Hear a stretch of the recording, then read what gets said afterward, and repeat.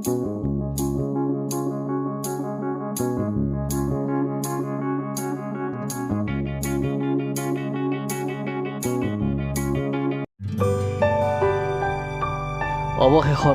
অপেক্ষাৰ অন্ত পেলাই ভাৰতৰ বুকুলৈ আজুৰি আনিলে অলিম্পিকৰ গ'ল্ড মেডেল। আৰু এই অসম্ভৱক সম্ভৱ কৰি তুলিছে আমাৰ ভাৰতৰ সুপুত্ৰ নীৰজ চোপ্ৰাই।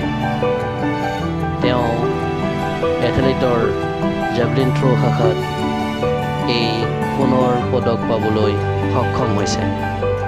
গতিকে সকলো ভাৰতবাসীলৈ অভিনন্দন। অলিম্পিকৰ 120 বছৰীয়া ইতিহাসত এইটো দ্বিতীয়টো ইণ্ডিভিজুৱেল গ'ল্ড আৰু এথলেটিক্সৰ এইটোৱেই প্ৰথম মেডেল। অলিম্পিকৰ পথাৰৰ ইমান বছৰৰ অনুপ্ৰতা এই গ'ল্ড মেডেলে ওপৰ কৰি ভাৰতবাসীৰ বুকু ফুলাই দিছে।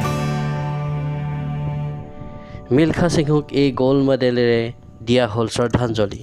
কাৰণ মিলখা সিঙৰ এটাই সপোন আছিল যে তেওঁৰ মৃত্যুৰ আগতে ভাৰতৰ এথলেটিক্সৰ এটা হ'লেও মেডেল পোৱাটো তেওঁ চাই যাব বিচাৰিছিল। কিন্তু যোৱা বছৰ কৰোণাত তেখেতৰ মৃত্যু হৈছে।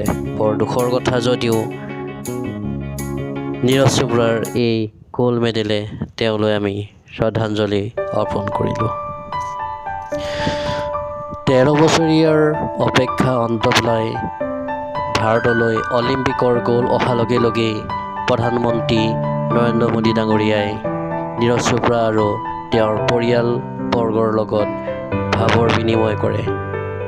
লগতে হাৰিয়ানাৰ চৰকাৰে ঘোষণা কৰে যে নীৰজ চোপ্ৰালৈ 6 কোটি টকা লগতে তেওঁক ফাৰ্ষ্ট গ্ৰেডৰ চাকৰি প্ৰদান কৰা হ'ব। নীৰজ চোপ্ৰালৈ আমাৰ পৰা অভিনন্দন।